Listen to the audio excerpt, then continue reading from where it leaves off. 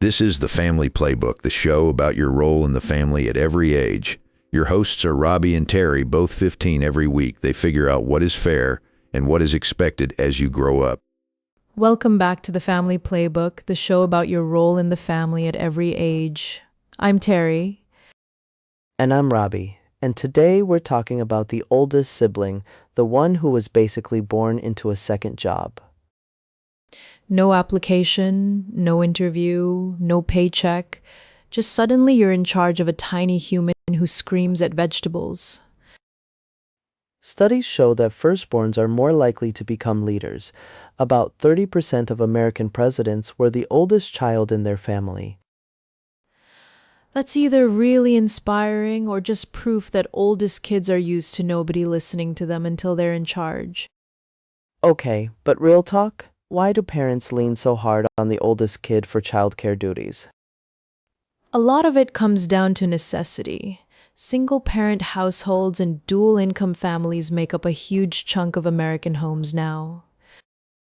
About 66% of mothers with kids under 6 are in the workforce, so someone has to pick up the slack. And that someone is almost always the kid who was unfortunate enough to be born first. I resent that framing, Terry. I'm an oldest sibling, and I prefer the term naturally selected household leader. Your little sister called you a bossy nerd last week. I was there. That is completely unrelated to this episode. Moving on. So what's the actual line between helpful family contribution and unfair burden? Researchers who study family dynamics say the key word is parentification, when a kid takes on a parent-level emotional or practical role. And that's where it stops being cute responsibility building and starts actually affecting a kid's mental health. Like missing out on their own social life, their own homework time, their own just being a teenager time.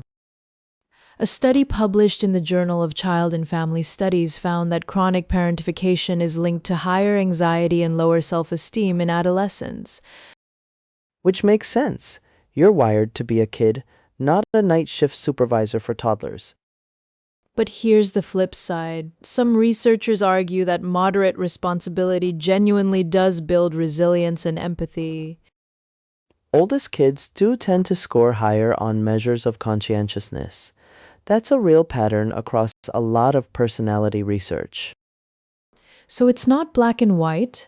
A little watch your brother for an hour is probably fine. But watch your brother every day while mom works a double shift and also make dinner is a whole different situation. And the difference usually comes down to whether the parents acknowledge it or just assume it. The assumption part is huge. When nobody says thank you, we know this is a lot, kids start to feel invisible. Or they feel like their only value to the family is what they can do for everyone else. Which is a rough thing to carry into adulthood, honestly. A lot of older siblings in therapy later describe feeling like they had to be perfect because the younger ones got to just be kids. That gap in expectations is real.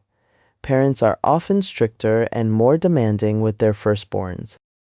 Because with the first kid, everything feels high stakes. By kid 3, they're like, sure, eat the crayon, whatever. Totally valid parenting arc, science-backed even. So what should families actually do to keep this fair? Experts suggest setting clear, age-appropriate limits on how much caregiving falls to an older sibling and making it a conversation, not a command. And compensating them in some way, even just with genuine recognition, makes a real difference in how the kid processes the responsibility. Basically, treat them like a person who is doing you a favor, not a built-in employee. If a neighbor watched your kids, you'd say thank you. Your firstborn deserves at least the same courtesy. And oldest kids, it's okay to say when it's too much. That's not being selfish, that's communication. Families run better when everyone's needs are on the table, not just the adult schedules. The oldest sibling role can genuinely shape who you become, for better and for worse, depending on how it's handled.